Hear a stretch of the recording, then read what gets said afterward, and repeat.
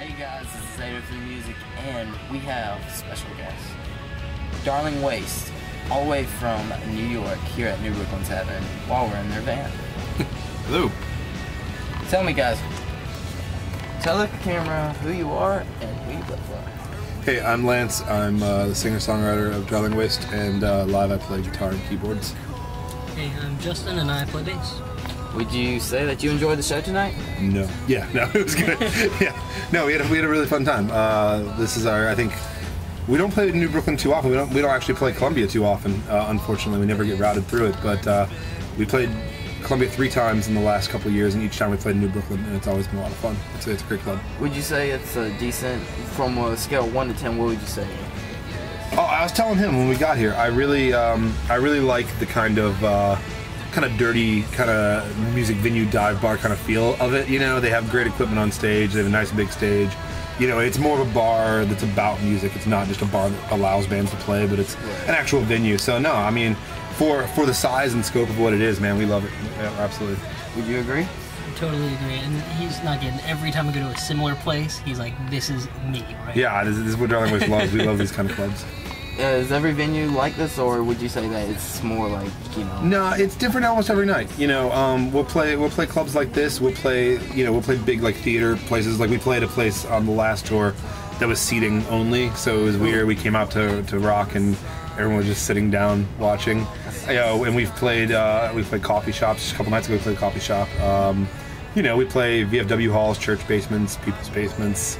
You know, and then we open for bigger bands and we play amphitheaters and, you know. So it's, weren't you telling me you opened up for Hawthorne Heights before? Yeah, we played with Hawthorne quite a bit. Yeah, y'all have the same energy. I really like that. Oh, thank you very much. They're good. They're great guys. You get that a lot? The Hawthorne thing? Yeah. Not so much, but kind of that genre. You know, we'll get. You know, we've toured with bands like Yellowcard and Saves the Day, and you know, Bayside and Aiden and I don't even know who else. Something Corporate and Dashboard Confessional. So we kind of get, you know, any of those bands. People, yeah, I think we kind of, you know, are in the same thing. We get a lot of Counting Crows. Someone actually said we sounded like The Cure the other night. Someone today said we sound like Oasis. Someone's like, you got a British thing going on, very Oasis. We lived in England for, I lived in England for off and on for like a year and a half. Until I got kicked out of the country. What happened? Basically, our visas are only good for 6 months at a time. And so what we were doing was we would go over, we'd play some shows. We had a record label there, and I was living over there in a town called Brighton. And then we would leave for a couple months and then come back in. And basically on I think the 5th trip over, they just stopped me at the border and denied me entry and said that I'd been over there too many times and that they basically, I never got a full reason, but they detained me for a couple days and put me in a prison. And were you the only musician there? Well, our guitarist Daniel was there also. It was me, Daniel, and terror suspects. So that's right. You have another guitarist, but he's not here tonight. Yeah, we have a guitarist and keyboard player who aren't on this tour. So our keyboard player is in school, and our guitarist could not get the time off work to do it. Do you usually just sing, or do you? No, I usually I do a lot less guitar playing than I did tonight, but yeah, usually I play rhythm guitar and a little bit of piano, and then Daniel's our lead guitarist. Now here's something sort of random. What do you do between venues to pass the time? You know, not all just music. Wait. Yeah, no, we sit and wait. No, you know, it's tough. It's one of the hardest things about tour is because with, you know, most jobs it's an 8-hour job and you can go home and then see, you know, your family and friends and everyone in our band, we love each other, you know, like brothers, but we're literally together 24 hours a day. I mean, right now this is night 21 of us living in this van and, you know, hanging out together. Seems pretty good. There's apparently a marching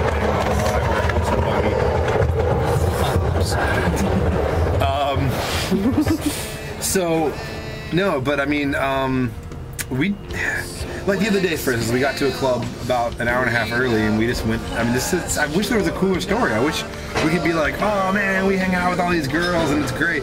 No, we literally just go to like Books A Million and sit and read books and drink coffee and we're pretty reserved people. We're not a crazy rock band. We're not very stereotypical. You don't go burning cars or... No, I mean, we've had our share of like crazy stuff, but like for the most part, no. I mean, we and like I was telling you when we were talking earlier, we do a lot of like in-store performances, or we'll do like a radio interview during the day, or that kind of stuff to during the day, and then go to the club. Plus, if you're the headlining band or the band before the headlining band, you got to be there at like 2 or 3 for sound check anyway. So that's the boring part. Once you get there, load in and sound check, then you have from like today we got here at 5, and we played at 10, or 9:30 or something. Wow. So there was that 4.5 hours of like, and now we're here, so we'd like to go out, we'd like to do a lot of seeing what the town and the neighborhoods, what's going on, what's good in the town. Eat some good food, check out a record shop, Make some connections. Yeah, just hang out and see what's going on, see what the local flavor is. Any one of y'all into video games or sports? Both. I am into both. I don't think he's. I have no interest in sports, and I've stopped playing video games. I used to be really into it as a kid, but I know that if I have a console in my house, you won't be able to get me on tour. I'll be doing that non-stop, not leaving the house. So. Old school or? Old school. I will say I just bought this little 8-bit emulator so I can play Mario and stuff. And I've been really good at it. More than You'd be playing that more thing. Exactly. Yeah. I just get lost in it. I just spent a year with Fallout 3.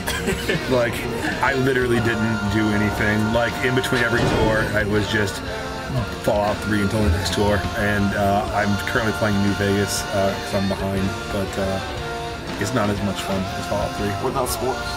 I am originally from Cleveland, and I am a die-hard Browns and Cavs fan. I kind of started liking the Jets and the Giants moving to New York. I will never like the Yankees. I can't do it. And I'm really not that big of a baseball person. So you're more pro or? Yeah, I mean, I don't like college sports. I'm pro too. Because here's the thing about college sports. It's like we're on tour a lot, and I just don't know who's playing for these teams because they'll only play for like a year or two, and then they're off to the pros. They're graduating. I can't follow it. So no, I'm into the pros. I'm a big Browns fan. I'm a huge. I keep talking about I'm gonna get a Browns tattoo at some point. It's gonna happen. So you got a little tattoo right here? Yeah, I got everywhere. Yeah, I'm pretty covered. What would you say is your most special one?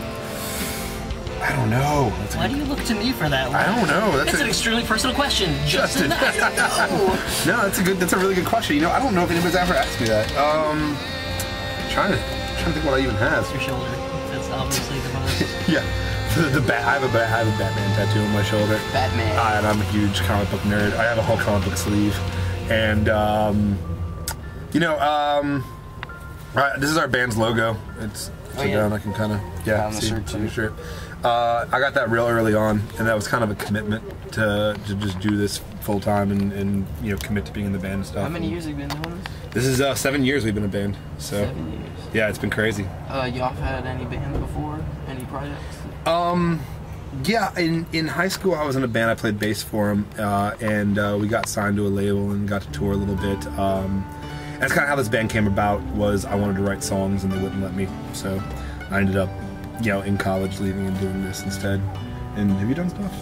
I consider myself a music hobbyist. I owned a lot of instruments. I tried to record stuff, but this is the first actual band where I've done played out before. Is this the band that y'all would say you set your heart into? Absolutely. Yeah. If I wasn't doing this, I wouldn't put anything else. I keep thinking about doing side projects and stuff, and it's just we give so much to this. It'd be hard to even find time. Our guitarist and our keyboard player were in a hardcore band before they joined our band.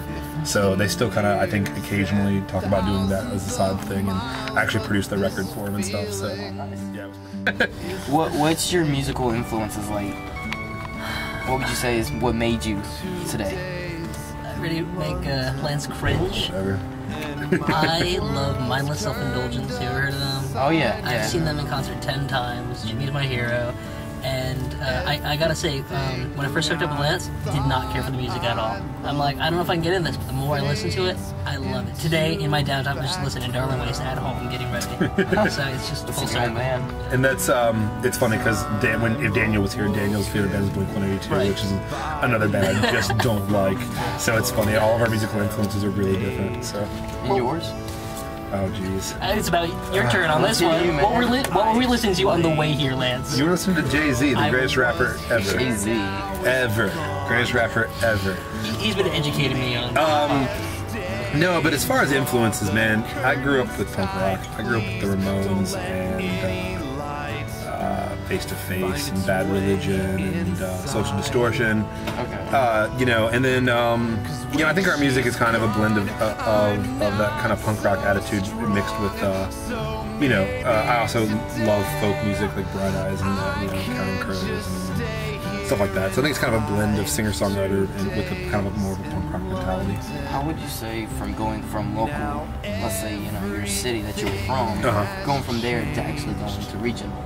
You know, going to where you're at now. How what's the steps that you made? Well, for us, it was very natural, which was great. It wasn't forced and it wasn't planned. We literally, I recorded the first record, and it was just me and my friends recording some songs. It wasn't really even going to be anything. I was in college, and I was in Cleveland, and Cleveland has this thing called Cleveland Music Festival. During Cleveland Music Festival, some people from MTV came into town to check out the bands. We weren't playing it. We weren't even really a band. We had just, you know, put out some songs, and I was in college, and my friend at the college station was playing one of our songs on the station. An executive from MTV heard it, found us, contacted us, asked if they could use the song for some of their programming. So it took off from there, and we're like, oh man, we should probably try to be a real band if MTV is already talking to us. Do you want to switch or? Okay. So yeah. So then that happened, and me and my best friend and producer, his name is Jason. He co-writes songs with me and records everything I do. Me and him started a little record label just for some of our friends and put their albums out, and some of the other bands started doing well in Cleveland and moved the whole thing to Brooklyn, New York, and so it just kind of just happened naturally, you know, which was cool. And your genre, are you gonna say that you're gonna try to stick to this, or you might evolve to something else? Well, I don't really know that we're in a genre, you know, or like, you know, let's say listen to yeah, you know, for sure. I think, yeah, I mean, I think that each record is different enough. We don't try, I mean, yeah, let me state by saying we don't set up so this record will be a glam rock record. We're going to make our heaviest record ever. We don't ever do that. Really, for us, a record is just a collection of the songs that we're working on that we like, and, you know, whatever the theme, you know, they're more lyrically thematic than musically. You know, our new record has, we played like Tonight Might Save My Life Tonight. That's a very dancey song. We have Hannah Bond, which is a heavier song. Then we have piano ballads on it. We have a song with just a mandolin and an acoustic guitar and a banjo on it. So I mean, it's all. I think musically we're pretty all over the place. But yeah, no, I mean, I think we just write what is honestly in our hearts, and so you know, unless you know, our something really happens that we write an aggressive album or a very, very sad album, I think it's pretty cool. I got it. What's up with this? These shoes are super old, man. I was all of my stuff is in England. Like all of my shoes, my clothes, everything I own is in England. So when I came back to the States, all I had was this backpack full of stuff, and so I literally had to go out and buy a couple pair of jeans, a couple t-shirts just to like live. And I went to my parents' house, was going through their garage trying to find some stuff I could wear, and I found these. These are from like high school, man. These are like old. These are probably really, really old shoes. Vintage. Yeah, you know, vintage creepers, and I thought it'd be fun to wear them out. So I'm not wearing them every night on tour, but every couple nights I'll break them out. I think they're kind of funny. So that's pretty sweet. Yeah, they're nothing amazing. I just think they're kind of funny. Is there anything else that you would like to say that, you know, on your mind you would like to, that I haven't asked or touch base now? Yeah, I don't know. No.